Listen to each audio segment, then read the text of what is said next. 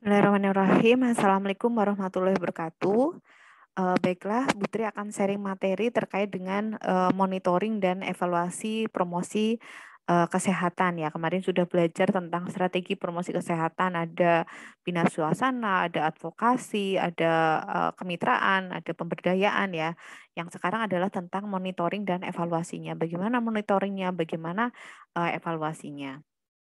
Oke, kita review sedikit terkait dengan promosi kesehatan, bahwa promosi kesehatan ini adalah suatu proses yang memungkinkan orang untuk meningkatkan kendali atas kesehatannya dan memperbaiki kesehatan mereka.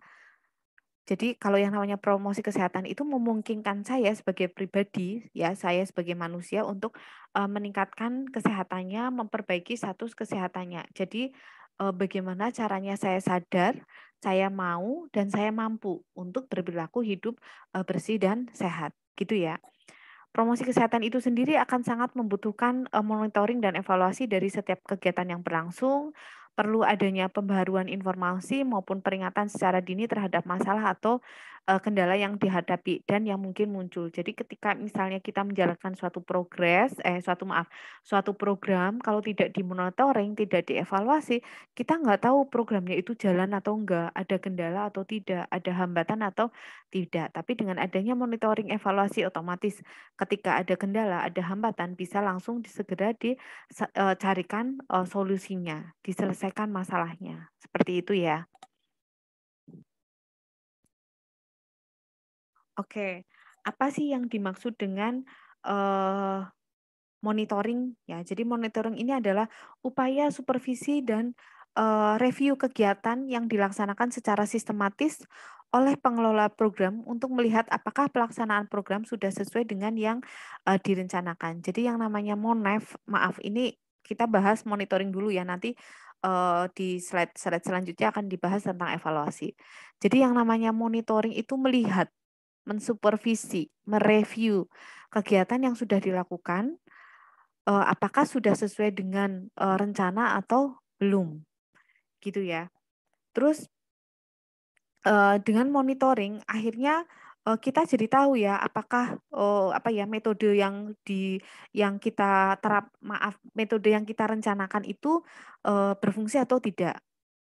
Terus apakah sistem yang berjalan itu sesuai dengan harapan kita atau tidak? Apakah materi-materi promosi kesehatan yang sudah kita rencanakan kena sasaran atau tidak? Terus apakah ada masalah-masalah yang timbul ketika ada implementasi program ini ya? Implementasi program misalnya tentang apa sih kawasan bebas rokok misalnya seperti itu.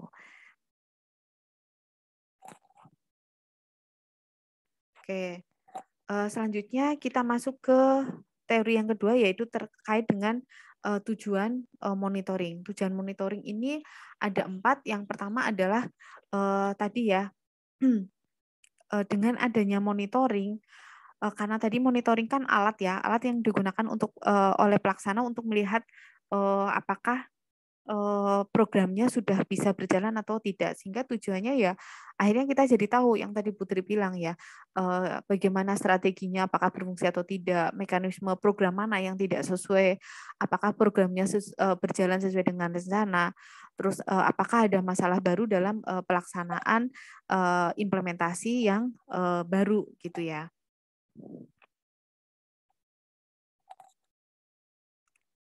Terus untuk manfaat monitoring, ini kaitannya dengan manajemen, kaitannya dengan evaluasi maupun dengan citra ya.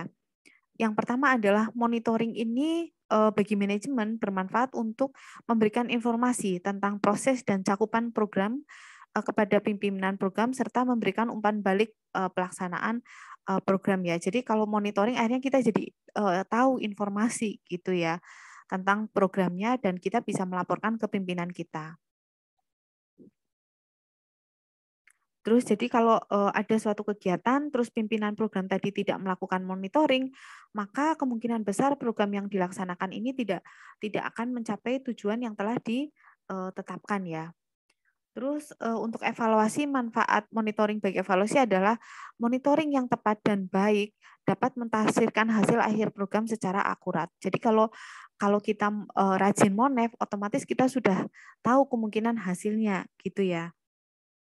Jadi efektivitas suatu program ini akan menurun jika intervensi yang tepat ini tidak dilakukan atau pelaksanaannya itu tidak diarahkan untuk mencapai target. Nah, kalau ada monitoring yang baik sejak awal, ini akan memudahkan evaluasi ya, dan nantinya bisa dengan mudah dilakukan perluasan program ya.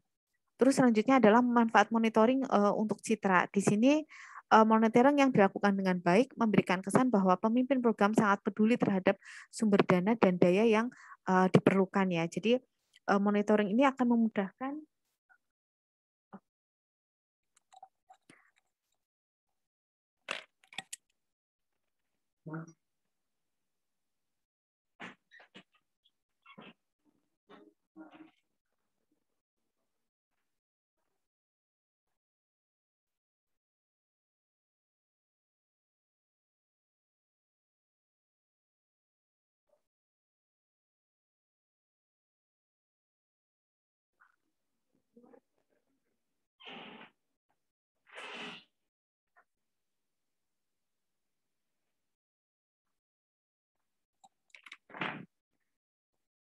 ya. Terkait dengan manfaat monitoring untuk citra, jadi monitoring ini akan memudahkan penyandang dana untuk melihat nilai suatu program dan memberikan kesan bahwa tadi ya pemimpin program tadi, oh berarti peduli ya terhadap program yang direncanakan gitu ya. Jadi kalau monitoring kan akhirnya kalau sering monitoring ya menunjukkan bahwa oh ya emang niat gitu. Terus tahapan monitoring ini ada di tabel ini ya. Apa saja sih? Jadi apa sih yang harus dimonitoring gitu ya? Jadi nanti pertanyaannya apa, tipenya, kapan, dan mengapa gitu ya. Jadi yang dimonitoring kan ada input, output, terus output juga sama outcome ya yang terakhir. Nah, misalnya input. Input berarti apa yang dimonitoring gitu ya. Yang pertama adalah logistik. Logistik itu berarti bahannya, berarti medianya apa, materinya apa. Terus intinya materi dan medianya mau menggunakan apa gitu ya. Terus kapan ya, kapan monitoring, kapan kita tanya programnya kapan sudah selesai atau belum gitu. Terus mengapa? Mengapa sih perlu monitoring? Ya karena untuk memperbaiki kekeliruan ketika implementasi atau bisa juga untuk memperbaiki rencana gitu. Jadi bisa aja kan rencana kita awal salah ya, kayak misalnya maaf pengajaran. Pengajaran aja awalnya kita konsepkan untuk yang skill lab ini ya, kita offline karena kita perawat, ternyata PPKM misalnya, ya otomatis skill-skill tadi kita pilah-pilah lagi mana yang bisa di-online kan gitu. Itu fungsinya Monef. Terus output di sini ada output hasil antara maupun perilaku yang diharapkan. Kalau hasil antara berarti output formatif gitu ya. Terus kapan berkesinambungan berarti monitoringnya terus-menerus gitu ya. Terus mengapa sih perlu Monef yang terus-menerus? Oh, karena untuk memberikan reinforcement positif ya terhadap perilaku yang ditetapkan. Terus kayak misal ya kita penegas bahwa oh coba yang kalau ngerokok dihentikan, kita coba deh 3 hari aja, coba berhenti 3 hari nggak ngerokok. Nah, otomatis kita monef di hari kedua. Oh, bayangkan kalau kita nggak monef, bisa aja hari ketiga pasiennya udah ngerokok, misalnya. Tapi kalau hari kedua otomatis kita lihat, terus ketika dia nggak ngerokok, kita kasih dukungan. Nah, dukungan itu bisa jadi menambah semangat gitu ya. Terus selanjutnya outputnya adalah perilaku yang diharapkan, ini berarti yang terakhiran ya monitoringnya berkala saat informasi dibutuhkan. Kenapa sih perlu monef berkala? Ya karena untuk memberikan arah baru pada strategi ini jika perlu ya. Terus selanjutnya adalah untuk mengidentifikasi hambatan-hambatan gitu. Terus apa saja sih yang di monitoring ya? Apa saja yang di monitoring ini ada input, proses, dan output ya. Yang pertama adalah input masukan ya. Kalau masukan ya berarti tadi ya materi, media, terus sasarannya siapa, terus butuh apa gitu. Itu ya, itu adalah input. Terus selanjutnya adalah output. Output itu kan tadi hasil, proses dulu ya. Jadi proses apa yang dilihat sih pada saat proses, jelas yang dilihat adalah kaitannya dengan ini harusnya input. Jadi input bukan proses ya, tapi input selanjutnya adalah output luaran maupun outcome dampak ya. Jadi yang pertama adalah input, tadi masukan ya, ada materi, media, terus sasarannya siapa, komunikasinya mau pakai apa gitu ya.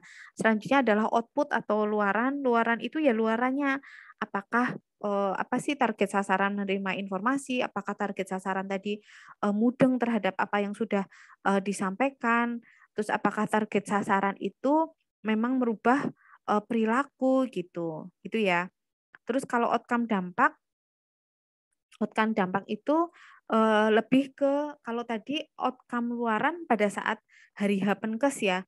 Tapi kalau outcome dampak dilihat selanjutnya tadi, maaf, yang perilaku berarti masuk ke outcome dampak ya, karena terjadi perubahan perilaku atau enggak, ini adalah outcome dampak ya. Jadi yang dimonitoring ini outcome-nya adalah hasil intervensi yang diharapkan muncul adalah adanya perubahan perilaku yang diharapkan ya, seperti itu.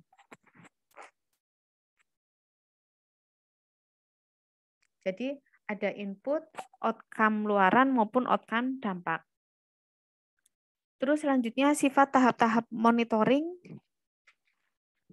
Yang pertama adalah kronologis, yang kedua sekuensial, dan yang ketiga adalah makin kompleks. Yang kronologis, jadi setiap tahap sebelum tahap berikutnya kan pasti melaksanakan intervensi ya, dan ada harapan itu terjadi hasil. Lah, hasil antara ini diharapkan terjadi sebelum terjadi perubahan perilaku, dan perubahan perilaku inilah yang akan menghasilkan peningkatan status kesehatan. Jadi kalau kronologis itu urutannya ada intervensi, ada hasil antara, terus terjadi perubahan perilaku, barulah terjadi peningkatan kesehatan ya. Yang jadi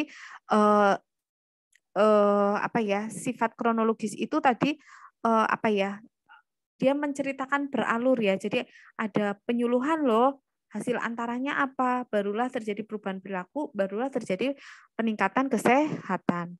Selanjutnya adalah sekuensial, yaitu setiap tahap mengikuti tahap sebelumnya dan terjadi sebagai bagian dari tahap sebelumnya. Ini hampir sama yang kayak kronologis tadi ya.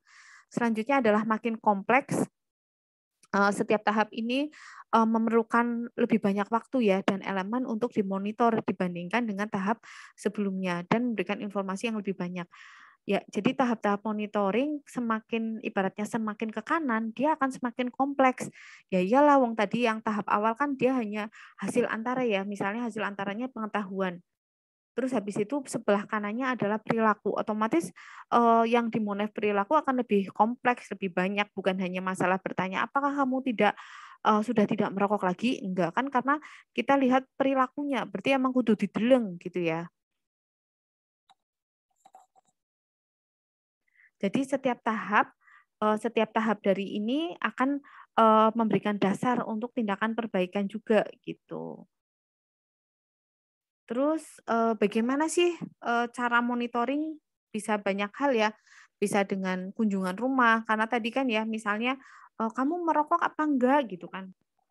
Bapak makannya goreng-gorengan apa enggak? Ya otomatis kita harus datang ke rumahnya ya untuk tahu ya, untuk diskusi dengan anggota keluarganya. Terus bisa juga dengan wawancara mendalam. Wawancara mendalam ini bisa dengan si peserta programnya, bisa dengan staf kesehatan maupun dengan pemuka masyarakat.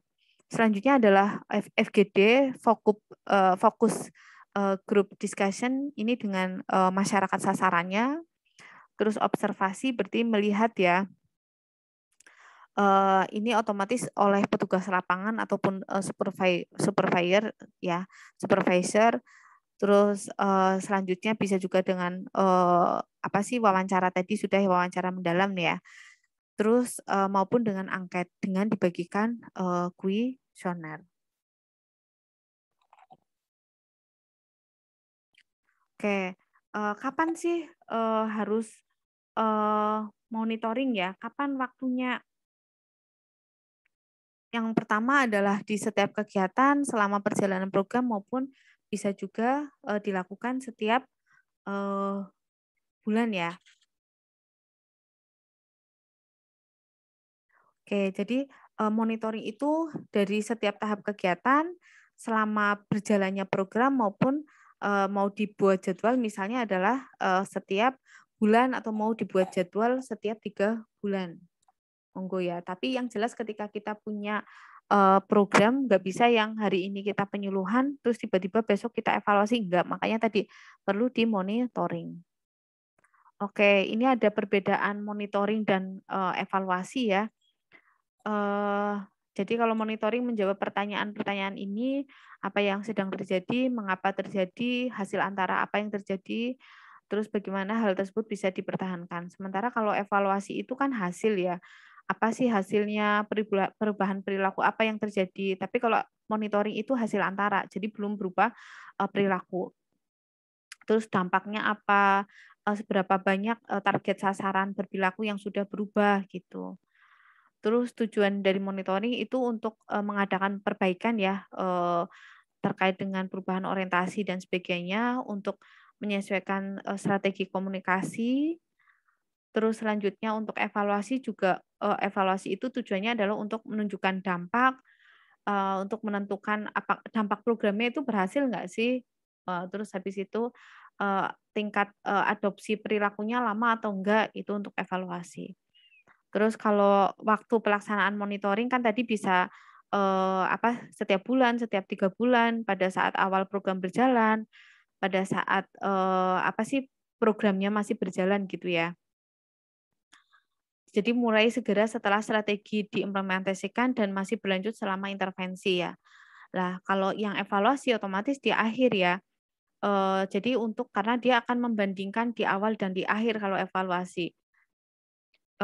Jadi sebelumnya pretestnya ya, misalnya pretest pengetahuan, nanti di akhir posttest pengetahuan. Jadi kalau yang namanya evaluasi ini loh, sesudah waktu yang lebih lama, biasanya lebih dari 1 tahun atau 2 tahun untuk mengadakan perbandingan sesudah intervensi gitu ya. Jadi untuk evaluasi itu memang jangka waktunya karena untuk melihat dampak sih ya, dampak kan otomatis waktunya lama setelah program itu dilakukan. Oke, selanjutnya kita masuk ke materi evaluasi. Evaluasi di sini adalah bagian terpadu dari proses manajemen. Bagian terakhir ya, termasuk di proses keperawatan juga ada yang namanya istilah evaluasi ya. Jadi mengapa orang melakukan evaluasi? Ya karena ingin tahu apakah yang sudah direncanakan itu sudah berjalan atau tidak. Terus apakah semua masukan sesuai dengan kebutuhan dana gitu. Apakah apa sih ya yang kita rencanakan dampaknya, outputnya, hasilnya ada gitu. Makanya perlu dilakukan evaluasi. Jadi evaluasi itu bukan hanya menentukan keberhasilan atau suatu program itu berhasil atau gagal, tapi juga untuk mengetahui mengapa berhasil, mengapa gagal. Terus kayak gitu loh. Jadi ada pembelajarannya yang bisa diambil sehingga untuk program selanjutnya kita sudah banyak ilmu gitu. Jadi intinya pertanyaan saat evaluasi adalah perubahan macam apa yang diinginkan, terus bagaimana cara untuk mencapai perubahan tersebut. Terus apakah memang sudah terjadi perubahan gitu kan? Mana buktinya gitu. Itu adalah evaluasi.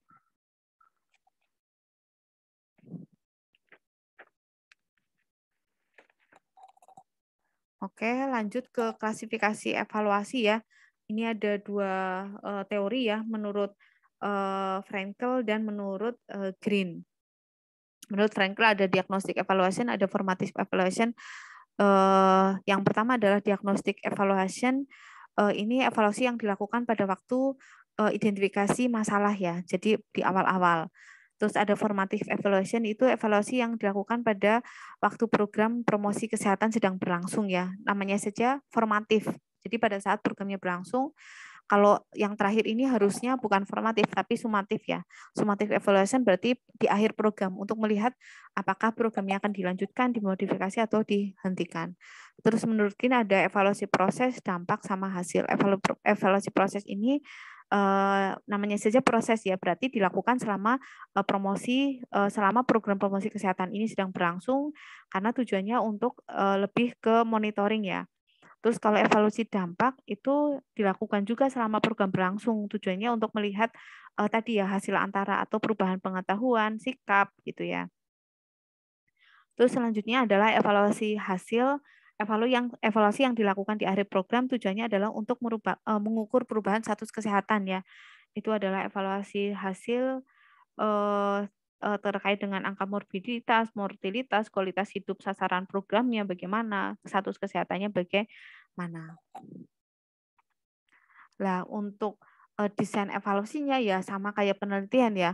Oh, kalau histori berarti melihat masa lalu.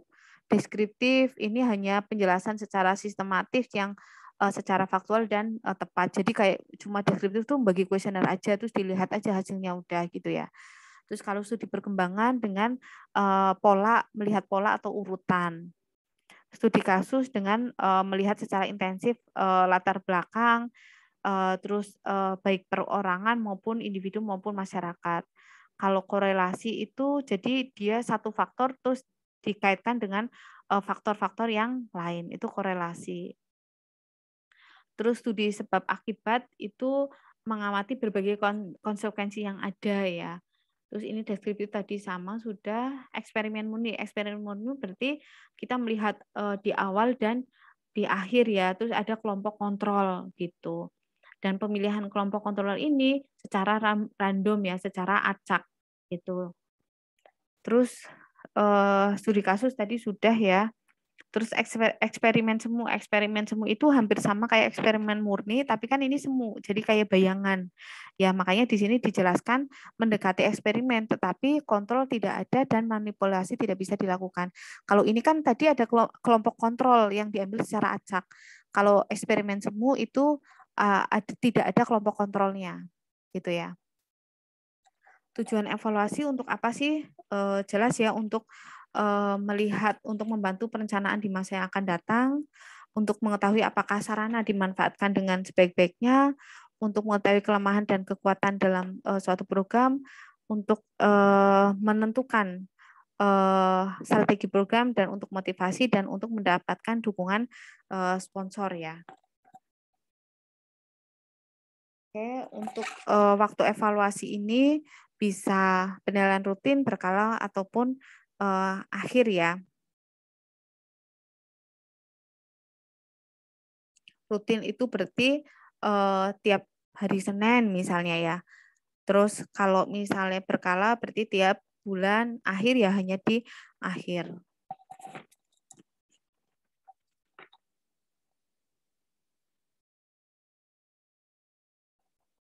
Jadi kalau penilaian rutin itu berkesinambungan ya dan teratur. Tapi kalau berkala yang tadi ya tiap 3 bulan, 6 bulan atau 1 tahun, kalau yang penelitian akhir ya di akhir program ya atau beberapa waktu setelah selesai seperti yang tadi Putri jelaskan. Terus hasil evaluasi dari promosi kesehatan ada input, proses, output, outcome dan impact atau dampak ya. Yang pertama adalah input ya, masukannya dulu ya.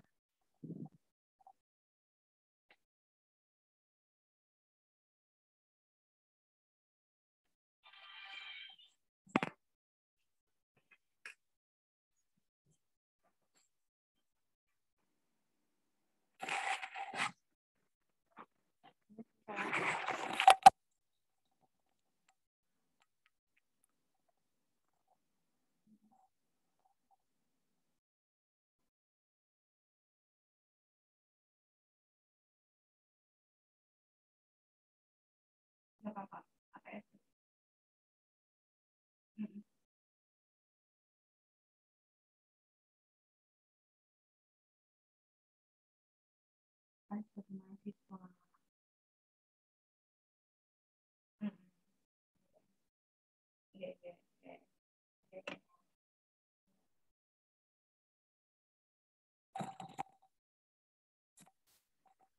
Terus input, proses, output, outcome maupun impact tadi ya, sama input itu masukannya apa, proses pada saat programnya seperti apa, output itu hasil antara, outcome juga hasil antara, kalau impact dampaknya ya.